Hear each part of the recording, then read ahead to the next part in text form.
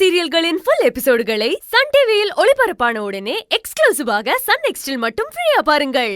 யாரு நான் டார்ச்சர் பண்ணிக்கிருக்கனா? நீதான் பொழுது விடிஞ்சா பொழுது போனா புது புது வில்லங்கமா வாங்க வாங்க அப்படின்னு விலை கொடுத்து வாங்கிட்டு வரிய.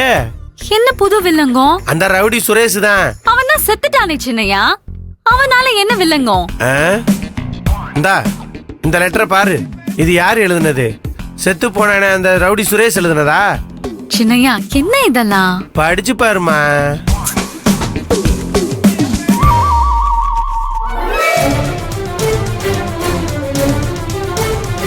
பாத்தியா, எம்பிட்டு குலவெறியோட எழுதியிருக்கான் பாரு. இந்த லெட்டர் உங்களுக்கு எப்படி கிடைச்சது சின்னையா? குலதெய்வத்துக்கு பதிலா முண்டக்கண்ணி ஈஸ்வரி அம்மன் கோயில் போயிட்டு வந்தல்ல, அந்த அம்மன் தான் இந்த லெட்டரை என் கையில கிடைக்க வச்சிருக்கா. ஐயோ என்ன சொல்றீங்க சின்னையா? நீ இப்ப முதல்ல இந்த லெட்டருக்கு என்ன பதில் சொல்ற ஈஸ்வரி, அதை சொல்லு. அது இந்த லெட்டரை யாரோ ஸ்டேஷனுக்கு வந்து கொடுத்துட்டு போயிருக்காங்க.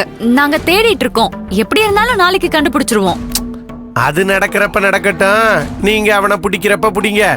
ஆனா அதுக்குள்ள சித்தி, சித்தப்பு, அத்தை, தீக்குச்சி இவங்க எல்லாரும் இந்த ரவுடி பைய எப்ப அவங்கள கொல்லுவானோன்னு நினைச்சு பயத்திலேயே அவங்க எல்லாரும் செத்துருவாங்க போல இருக்கு.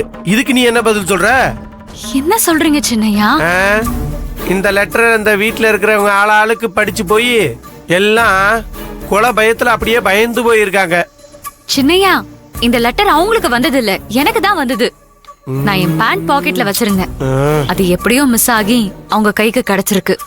ஓ, அப்படின்னா இந்த ரவுடி உன்னையும் எங்களையும் கொலை பண்ண துடிச்சுக்கிட்டு இருக்காங்கிறது உனக்கு தெரியுதா இல்லையா? அது வந்து சின்னையா பாரிசு, இந்த சமாளிக்கிற வேலையெல்லாம் இங்க வேணாம். இம்பிட்டு ஆபத்து இருக்கிறதுனாலதான் நீ இருக்கிற மிச்ச நாளைக்கு வேலைக்கு போக வேணான்னு நான் சொல்றேன். ஆமா, இதுல என்ன தப்பு இருக்குங்க? லாஜிக்கா கேள்வி கேக்குறதா நினைப்பா.